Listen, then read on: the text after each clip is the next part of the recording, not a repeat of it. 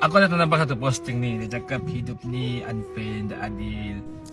And sometimes aku rasa macam hidup ni memang unfair lah. Memang tak adil lah. Kadang kita buat baik, kita akan dapat jahat. Dia sebenarnya macam gini.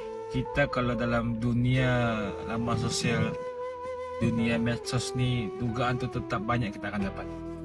So kita kena ingat satu perkara. Kita buat baik, tak semua orang suka kita. Apatah lagi kita buat jahat. Cuma satu saja.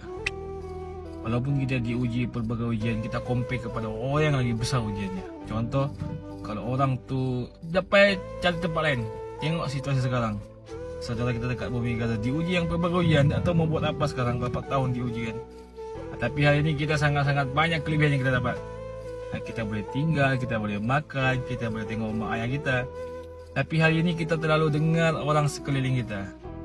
Bila kita selalu dengar orang sekeliling kita cakap-cakap negatif, itu yang membuat kita akan keras. Tapi satu saja, bila kau diuji pelbagai ujian, tempat yang paling indah yang kau perlu tuju adalah masjid.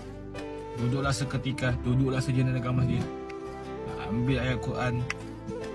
Tapi kalau kau tengok ujian orang, semua orang mesti diuji. Mana ada manusia yang tak diuji, mesti diuji pelbagai ujian. Cuma orang tak, kau mesti dekat lama sosial.